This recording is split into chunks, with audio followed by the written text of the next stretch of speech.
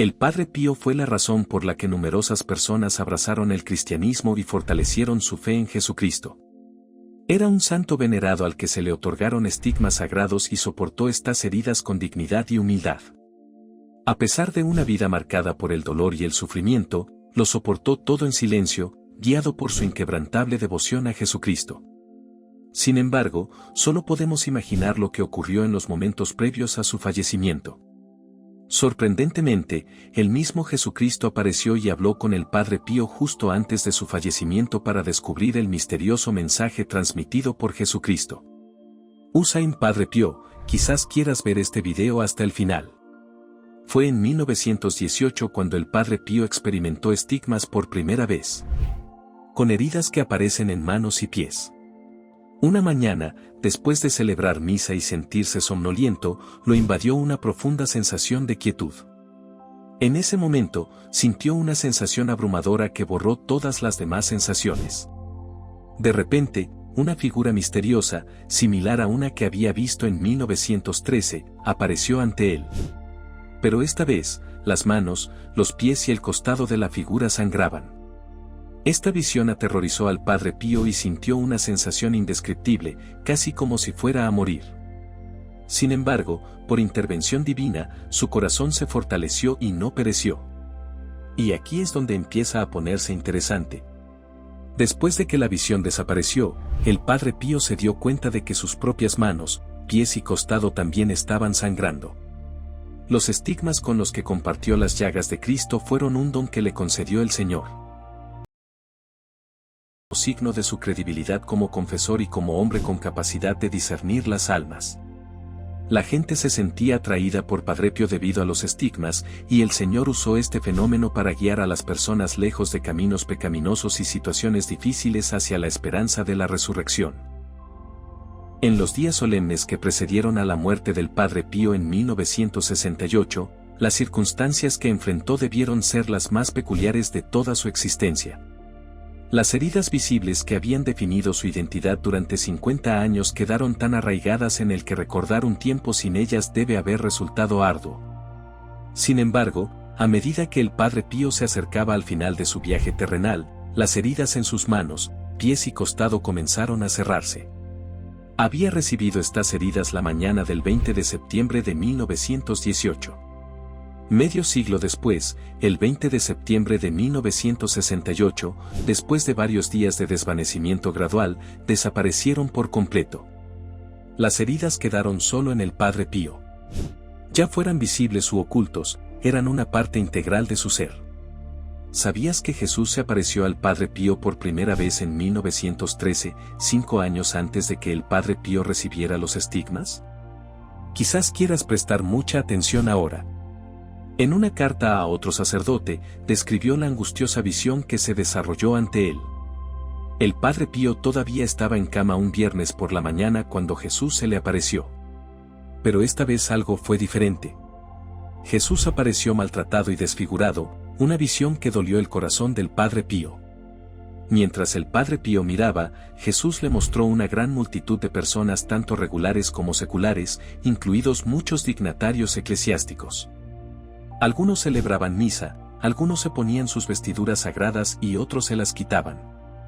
Pero lo que llamó la atención del Padre Pío y le hizo llorar fue la mirada de Jesús sobre esos sacerdotes.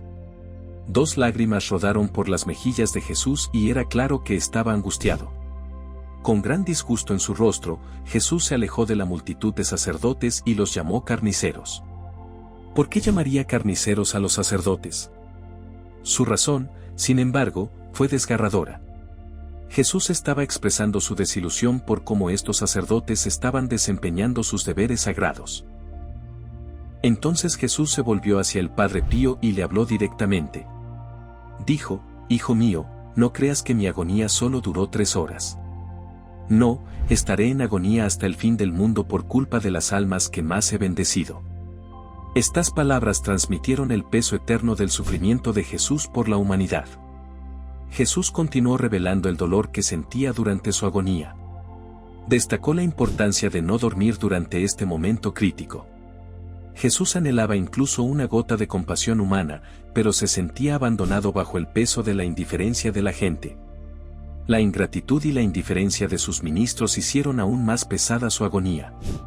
Jesús lamentó cuán mal era correspondido su amor y cómo la gente añadía desprecio e incredulidad a su indiferencia. Incluso admitió que en ocasiones estuvo tentado de golpearlos si no fuera por la intervención de ángeles y almas amorosas. Y aquí es donde se vuelve realmente impactante. En la primera carta después de recibir los estigmas, explicó detalladamente todo lo que le sucedió. Y esto fue lo que la mañana del día 20 del mes pasado en el coro, después de celebrar la misa, vi ante mí una figura misteriosa parecida a la que había visto la tarde del 5 de agosto. La única distinción era que sus manos, pies y costado rezumaban sangre. La vista me llenó de terror y las emociones que experimenté en ese momento están más allá de toda descripción. Creí que podía perecer y seguramente lo habría hecho si el Señor no hubiera intervenido, fortaleciendo mi corazón que sentía como si fuera a estallar en mi pecho. La visión se disipó y tomé conciencia de que mis manos, pies y costado goteaban sangre. Imagínese la agonía que soporto, que persiste casi todos los días. La herida de mi corazón sangra, sin cesar, sobre todo desde el jueves por la noche hasta el sábado. Querido Padre, estoy consumido por el dolor causado por estas heridas y la angustia resultante que infligen a mi alma.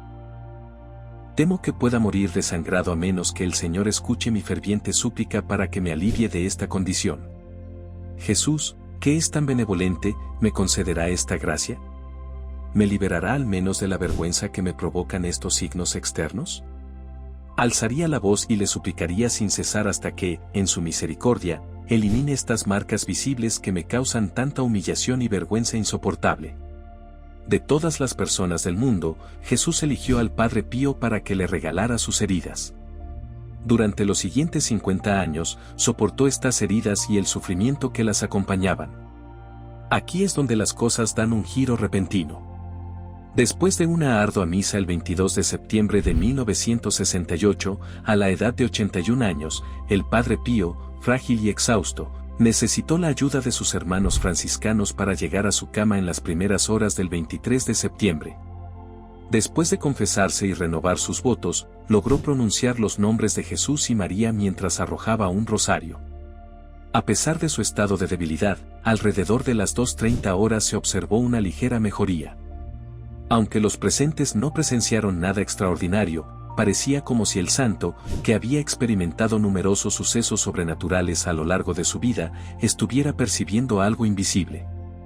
Haciendo acopio de fuerzas, susurró, «Veo dos madres», y suavemente dijo, «María», antes de fallecer. La naturaleza de su visión sigue siendo un misterio. Una posibilidad es que se refiriera a su madre espiritual, la Virgen María, y a su madre biológica. La Iglesia misma a menudo es simbolizada como una madre, aunque no está claro cómo ocurrió esta manifestación. Si bien puede parecer probable que su última palabra, María, se refiriera a la Santísima Virgen, vale la pena señalar que el nombre de su madre biológica también era María. Otro error. La hermana Rita Mantella, quien tuvo una relación cercana con el Padre Pío, afirmó haberlo ayudado mediante biolocalización durante sus momentos finales.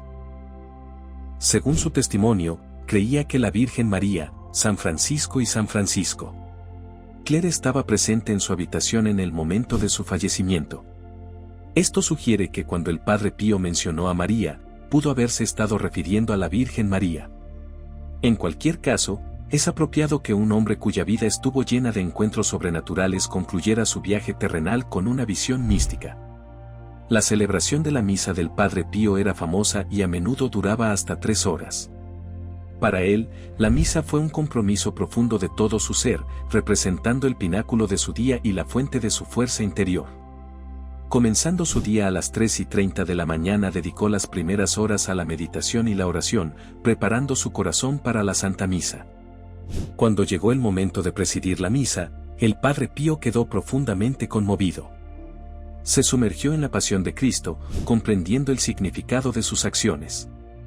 No es de extrañar que mostrara fuertes emociones durante la misa, derramando ocasionalmente lágrimas y su rostro alternando entre pálido y radiante. Su devoción era intensa, acompañada ocasionalmente de sollozos silenciosos y contracciones corporales. Cada aspecto de su comportamiento reflejaba su profunda conexión con la pasión de Cristo, como si se hubiera levantado la barrera entre el altar y el Calvario. Además, la meticulosa atención del Padre Pío a cada detalle de la misa, desde las rúbricas hasta la consagración, contribuyó a la duración de sus ceremonias. Abordó cada elemento con meditación, invirtiendo personalmente en cada acción. Recitando la liturgia con resonancia emotiva, pronunció cada palabra con claridad. La consagración tenía un significado especial para el Padre Pío, que a menudo pasaba tiempo adicional en la adoración del pan y el vino consagrados. En sus últimos años, sus misas eran más cortas debido al deterioro de su salud y duraban alrededor de 1 hora. Esto sirve como recordatorio de que la misa es más de lo que parece. Nos transporta al Calvario, donde encontramos a Jesucristo, nuestro Señor. Pero aquí es donde las cosas se ponen aún más interesantes. A lo largo de su vida, San Padre Pío fue testigo de los males del mundo y soportó la violencia y la animosidad de 2 guerras mundiales. Sin embargo, frente a la adversidad, su devoción a la misa se mantuvo inquebrantable. Continuó conectándolo con el Calvario, donde encontró a Jesucristo, nuestro Señor. Eso no es todo. El Padre Pío era un ferviente creyente de la Virgen María y pasaba la mayor parte de su tiempo rezando el rosario. Le proporcionó fuerza cada día que pasaba. Sin embargo, el Padre Pío y su profunda devoción a la Virgen María no se descubrieron desde una edad temprana. Su amor por María fue inquebrantable y se fortaleció a lo largo de su vida. El afecto del Padre Pío por María era evidente en su rutina diaria mientras rezaba el rosario. Cada vez que tenía un momento libre, siempre llevaba consigo el rosario, ya sea sosteniéndolo o teniéndolo cerca. Uno de los capuchinos que lo asistieron recordó cómo el Padre Pío se lavaba las manos, asegurándose de tener una mano libre para sostener el rosario. Una vez dijo que algunas personas creen tontamente que pueden navegar la vida sin la ayuda de la Santísima Madre. Pero sabía que el rosario era un arma poderosa contra los males del mundo. El Padre Pío rezaba fervientemente el rosario todos los días e incluso guardaba algunos debajo de la almohada. Una noche que no pudo encontrar sus rosarios, llamó urgentemente a alguien para que le trajera su arma. Para el Padre Pío, el rosario no era solo una serie de oraciones, sino una ofrenda sentida a su amada Madre del Cielo. Tenía un profundo amor por la Virgen María y confiaba en ella en los momentos de prueba. El Padre Pío creía en la poderosa intercesión de la Santísima Madre, que podía sanar tanto el cuerpo como el alma. Animó a otros a perseverar en el rezo diario del rosario, creyendo que todo es posible cuando se hace con devoción y con el corazón. El Padre Pío fue verdaderamente uno de los santos más benditos de la comunidad católica. Su conexión con Dios era tan profunda que Dios sintió ganas de compartir sus heridas con él. Si bien es posible que no poseamos el mismo nivel de dignidad que el Padre Pío para llevar los estigmas, roguemos a nuestro Señor Jesucristo que nos conceda la fuerza y el coraje necesarios para acercarnos al sacramento de la Sagrada Comunión y esforzarnos por convertirnos en mejores personas que nosotros fueron en el pasado.